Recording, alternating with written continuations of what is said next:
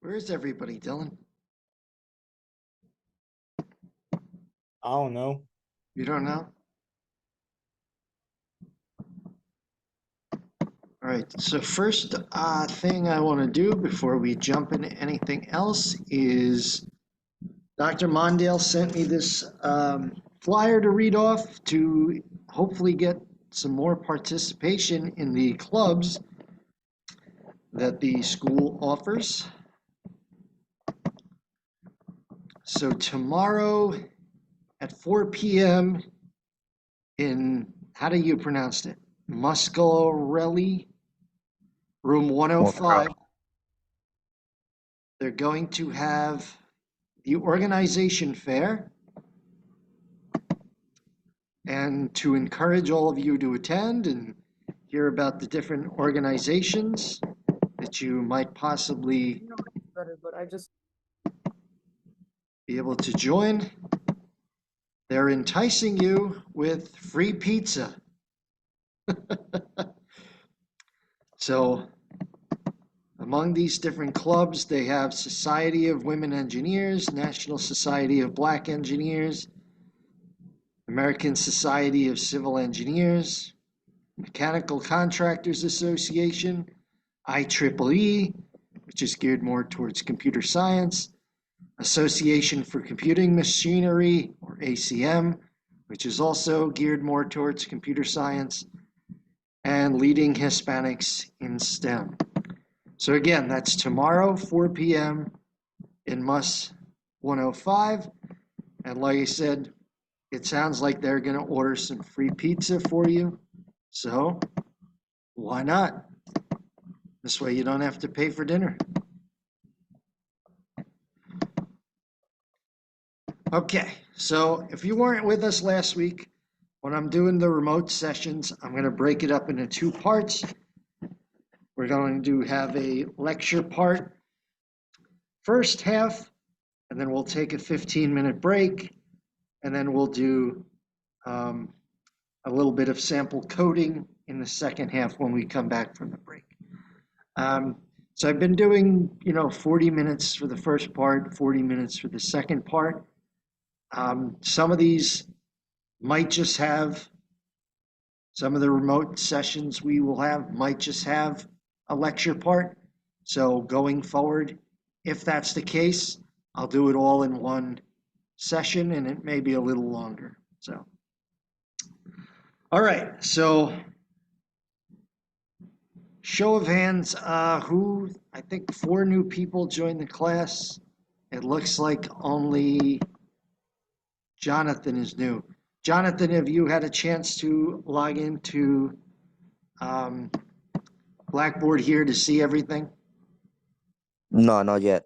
Okay, so basically I've kind of made this course set up as kind of a hybrid. This is kind of way too basic a web class, but apparently there's a advanced section 2106 that I'll also be teaching in the spring.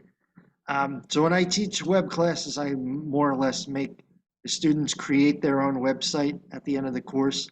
As I mentioned, the first class session, you guys are more than welcome to just do it on Wix because it's free and you can just set it up yourself.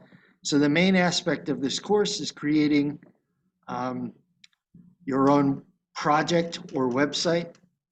So once you look on Blackboard, you'll see that there's a rough draft proposal, final draft proposal, an actual project creating your own website itself, and then a presentation in the last class. And there's a scattering of assignments here and there over this semester. But definitely take a look at those examples that I provided of how to do the rough draft of the proposal. Then I'll speak to you individually when we meet face-to-face on the 3rd of October and talk to you about your proposal and how to fix it up for the final version. So tonight we're going to be talking about configuring color and text with CSS, which, if you looked at this already, CSS stands for Cascading Style Sheets. It gives websites their color, their appearance, how they look. So when I use the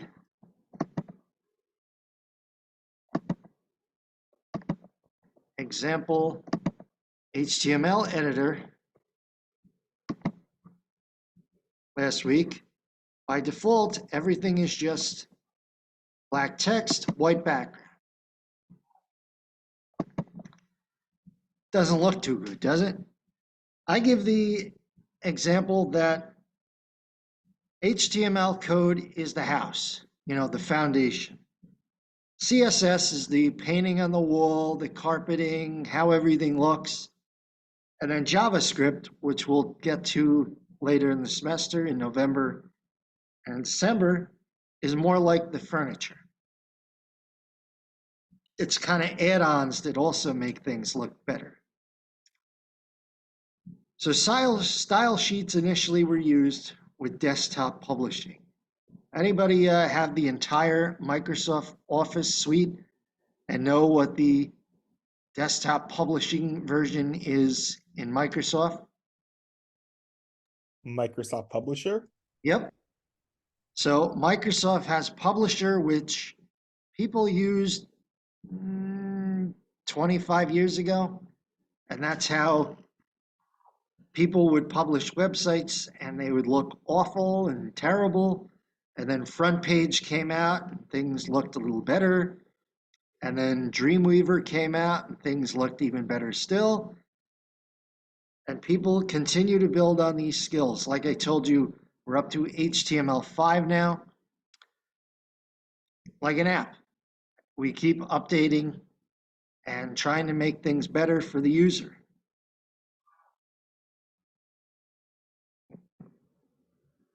So the power of CSS is that if you have it linked externally, you can use that same CSS file for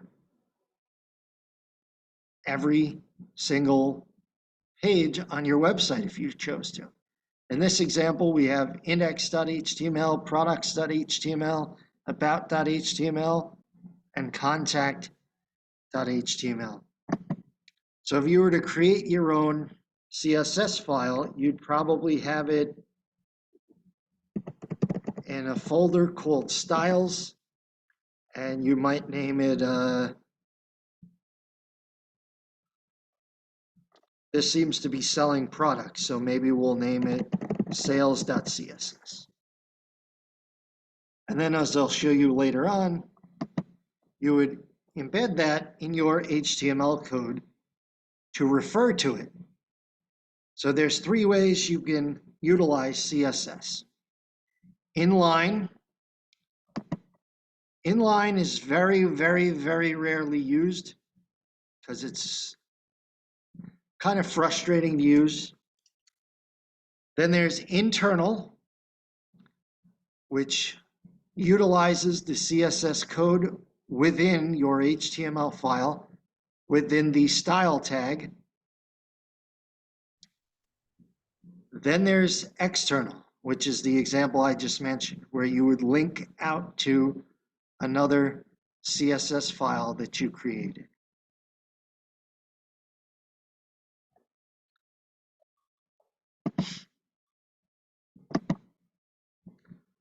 So CSS files, like I said, are commonly externally linked within your HTML file.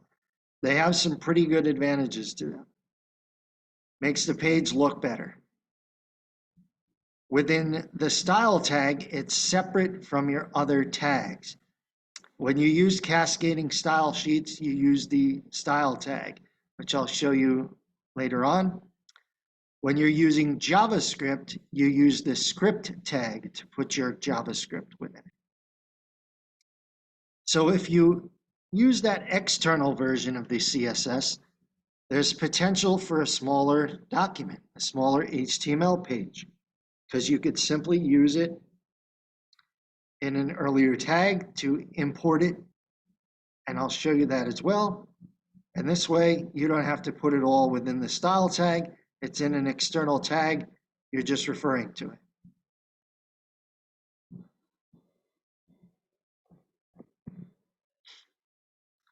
So as I mentioned, there's inline styles, embedded styles, or internal styles, external styles, and imported styles. Imported styles are similar to external, but a little different. Most people don't use them in actual professional practice. So inline styles means that you're using HTML code and CSS code together on one line. In the line is basically what they're getting at. Embedded styles or internal styles, like I told you, is when you're going to put all of your CSS code inside the style tag. And I'll show you that later on tonight. An external means the CSS code is in a .css file on your server that you link within your HTML file. And we'll go through examples of that. So inline uses example or certain elements within the same line of code. So for example, the H1, we could change the color. The P, we could change the color. The whole entire body, we could change the color, etc. But that's kind of takes a lot of time and effort because you don't want to be putting cascading style sheet code line by line.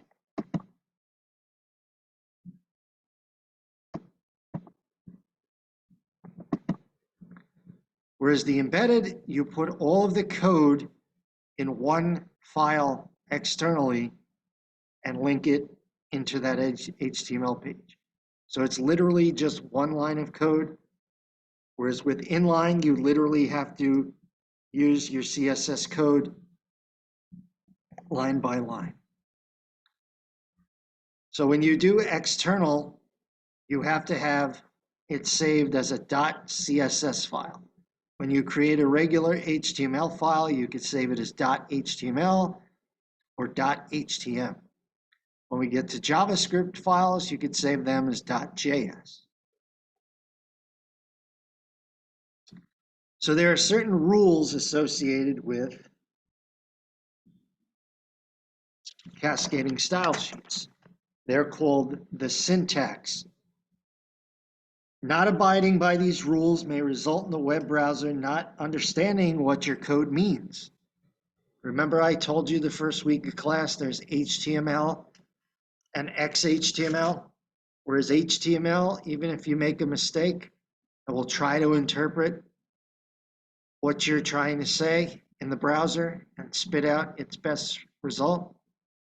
With CSS, if you make a mistake, it may or may not display things as you prefer them. So as a result, the rules require you to have a selector, a declaration property, and a declaration value. So here the selector is body. So our selector may be body, H1, P. Our declaration property in this instance is color. It could be text, it could be text size, it could be border, it could be padding. And then the declaration value, in this instance, is blue, is a color. So padding, it might be 2px, the size of the padding, or the border might be a lower border only, as examples. So here is an example of syntax for the entire body. You could either do it via words, or if you actually know the hexadecimal color, you could do it that way as well. The bottom example has the hexadecimal color for blue and the hexadecimal color for yellow. So Josh, what is this code doing? Body color blue, background color yellow. So like that one right there, like the color itself is gonna be blue, but the background color of like your HTML page, the whole thing's gonna be yellow. I think Okay. that So what is going to be blue? Whatever's in the body tag, like whatever's in like the in between the body tags. Right, but what is that? Like your heading, uh, like all your links and stuff like that in the body Yeah, tags. any text you put within the body will now be set as blue.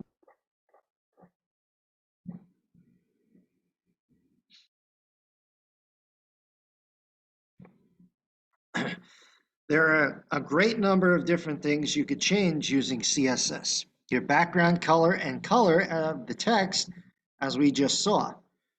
You could also change the font family that you're going to use, the font size, the font style, the font weight, the line height, excuse me, your margin, how your text is aligned, the decoration, and the width.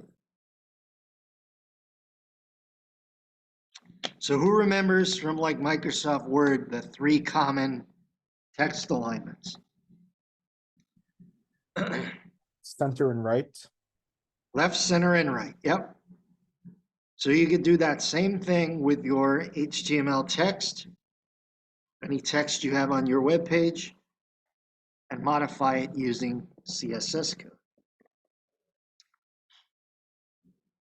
So commonly, you could just look up a hexadecimal value for any color if you wanted, but they're based off of the 3 common colors, RGB, red, green, blue. And they have values 0 to 25,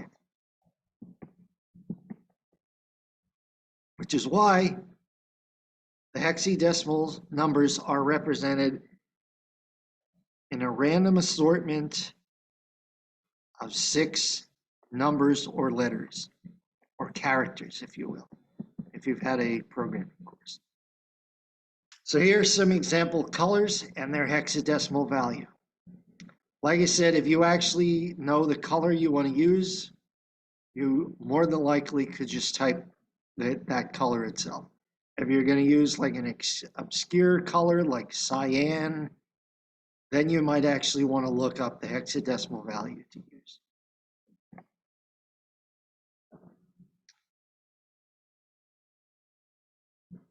So in this example, again, you're seeing the hexadecimal value matched with its color. As you saw last week, HTML by default defaults to black text with a white background. Here's again a partial color chart. Again, a web color palette just kind of shows you the different possibilities with your colors. Often individuals use this because they tend to use what they call a grouping of color schemes together, where they might use 3 similar colors on their website. But when you choose your colors, you want to make sure that your site text is visible because it's very important.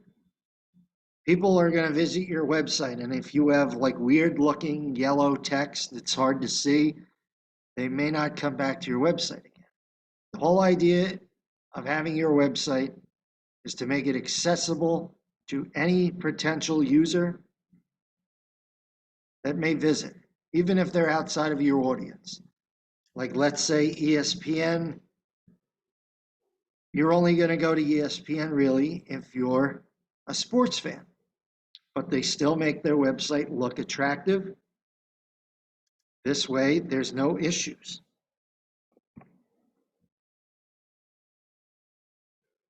So in this example, we're only applying our CSS code to H1. So earlier I gave you the examples of inline, internal, and external. Who can tell me what this example is using of those 3? Is it inline, internal, or external? You should be able to guess pretty easily from the way it looks.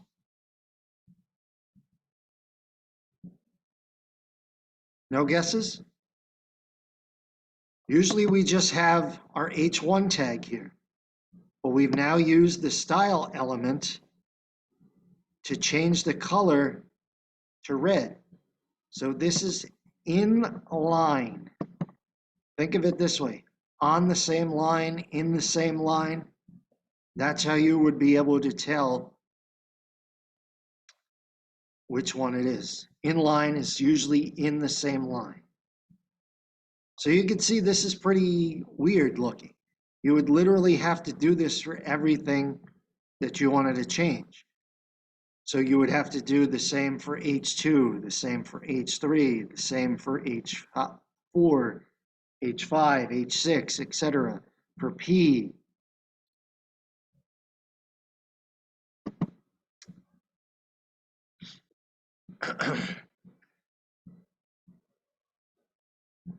As I just said, you have to apply it one line or one particular aspect at a time, so it makes it quite tedious.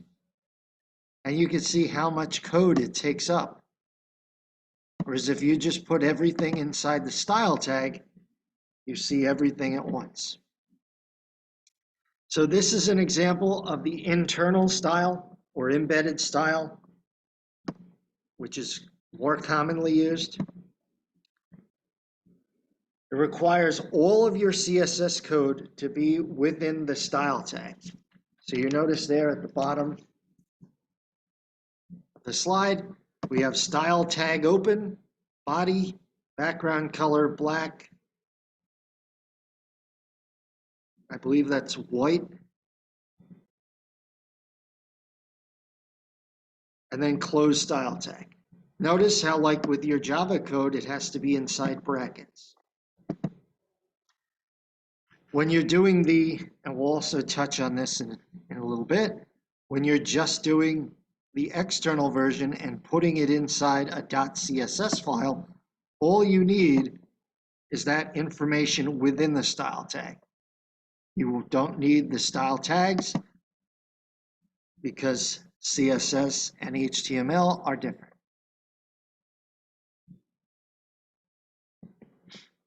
So here's an example of a different color scheme.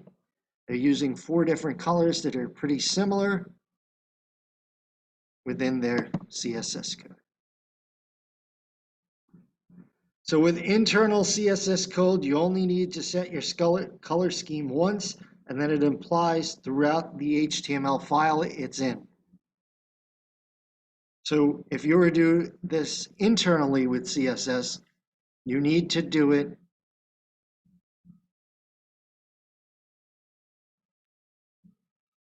for what? Every page. Each element, each page. Yep.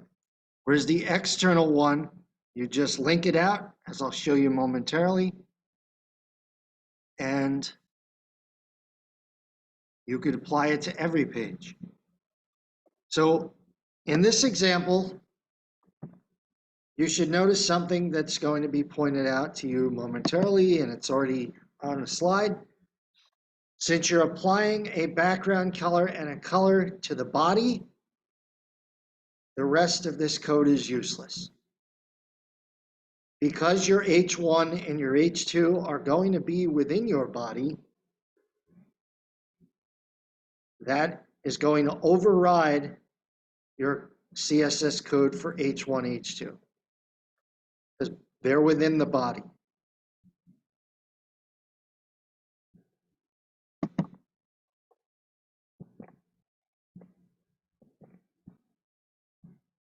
You can also change your font size property, as I mentioned earlier, and there's an example table there.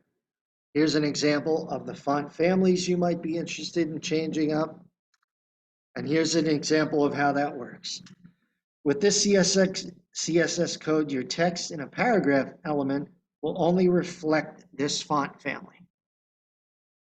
So by default, I'm pretty sure that the text is usually Times New Roman. So now you've changed it where your paragraph text is only going to be within this font family: Arial, Verdana, or Sans Serif. And here's an example of how that may work. Meeting your business needs, that text looks somewhat different from the other text. So here's an example of why you may want to tend to put this inside its own .css file, because this takes up a lot of space within the style tag of your HTML page. That's why, like I mentioned earlier, if you place it in an external file, your HTML file has much less clutter in it. So again, in this example, because your body is set as one background color, one text color, one font family, it will override everything else related to that. So the line height of 200% in H1, that'll actually work. But the background color, the color, and the font family set within H1 will be overridden by the body. The text indent will work, the text shadow will work. For H2, again, background color and text color overridden by the body. The font family overridden by the body. But the text will be aligned center. What would you do? Who hasn't been called on yet? Eva, what would you do in the body if you wanted everything to be centered?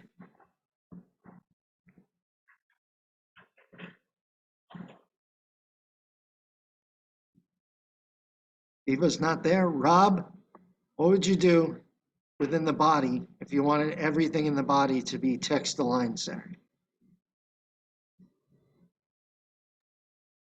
Mm.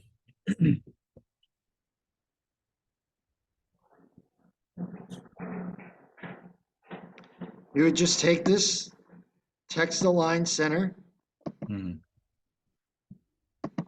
and move it up into the body section. And now everything within that entire body section is aligned center. Now you probably wouldn't do that in real life because that's kind of confusing to have everything right in the middle, but so be it. As you saw in the previous slide, you could change the line's height, you could change the alignment of the text, you could change the indent of the text, you could change the decoration, underline, overline, cross line through it, but that's a little less common.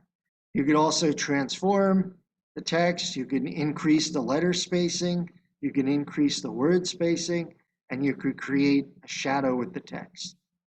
Kind of like if you've done word art within Microsoft Word, it makes the websites look a little corny and childish, so people tend to avoid using. So back to the rules again, you might have a HTML element selector, a class selector, an ID selector, and a descendant selector. A descendant selector inherits, like Java, from an earlier usage. So CSS classes are like Java classes, used when you want the code only applied to a certain section. So in this example, we're creating a class .new, and then anytime we refer to it, only that text will be applied. So in this example here, we're setting the color as red and the font style as italic. Then when we refer down to it, inline element class equals new. This text is red and in italics. That is an example of class selector. Then we have ID selector. This is more commonly used, where you have an ID name instead of .new, it's #new. In this example, we're making it red and italic, but also increasing the size to 2 EM, which is a little bigger. I'm going to say about H3 size.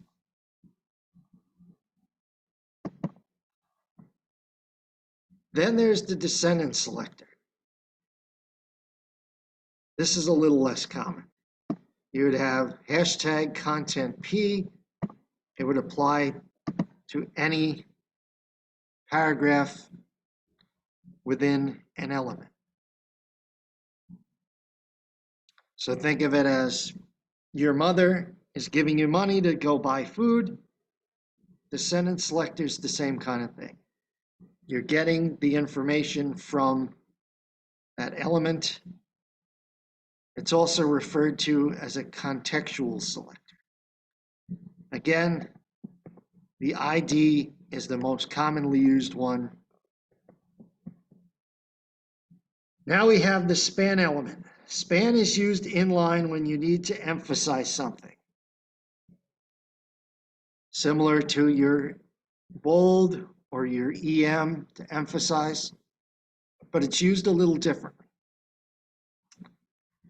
So in this example, you'll notice our HTML code span class equals company name, referring back to what it's doing in the CSS style tag. We're making the font weight bold. We're changing the font family. We're increasing the size. When you notice the results down here, your needs are important to us at Acme Web Design. We will work with you to build your website. Literally, all it's really doing is making it bold. So it's a little convoluted, but some people prefer to use it because you could change your CSS code to make it even bigger than bold would just look. You could even make it underlined as well. So this is the most commonly used version of cascading style sheets, where you literally just put your cascading style sheet or CSS code within an external file and then link it back into your HTML file. So in this example, you would literally just copy your CSS code here into a text file.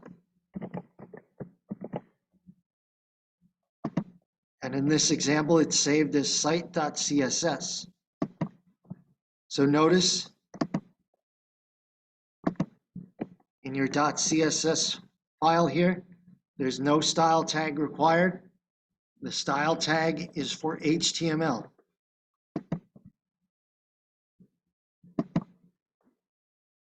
You link your CSS file back to your page using the link rel. However, the full URL is often more helpful when updating your website. So you'll see here, it's just color.css. When you're, this especially is helpful when you're debugging a website. You want to go ahead and put in the entire URL. So you have the website, then slash, then your style sheet. If you had it in a certain directory, it more than likely would be in a directory folder called style.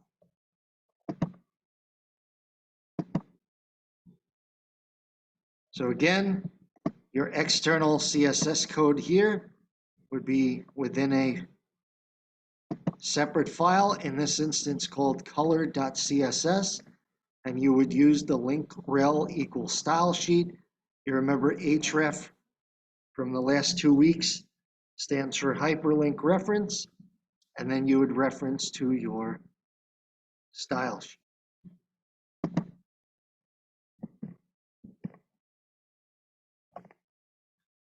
And you want to think of it this way. You always want to have your CSS code understood. What are you doing? Think about it beforehand. Write it out by hand. That's perfectly fine. Because we use CSS code to override browser defaults of white background and black text. So if you didn't change the color inline or add a style tag with changes using the cascading style sheets, and you load a web page that you created, it's just going to be black and white by default. There's nothing that's going to be added to it. So the browser defaults may be different. Sometimes there's very, very limited differences, like you can't even notice it. Like if you remember that scene from The Office where Pam holds up two pictures, they're the same picture. Years ago, when everybody used Internet Explorer and other browsers came available, you would actually have to utilize completely different code in order to have your code actually run properly in Internet Explorer as well as other web browsers. Now, web browsers pretty much the same. Microsoft Edge replaced Internet Explorer, so it's a little less common that you have to worry about that. All right, so I am going to leave it there with the lecture portion for tonight. We will reconvene at 6:30 and we'll go through some sample HTML code using the HTML wizard here. I linked to you guys on Blackboard. Somebody mentioned in the chat, who was it? Dan, if you want to meet, I'll send you a Zoom link for in between, and we could talk then. Is that good, Dan?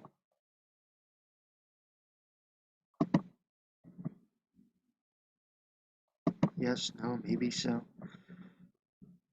Okay, so like I said, we'll take our 15-minute break and reconvene with the second Zoom link at 6:30. And like I said, we'll go through more HTML code here. And again, where was it?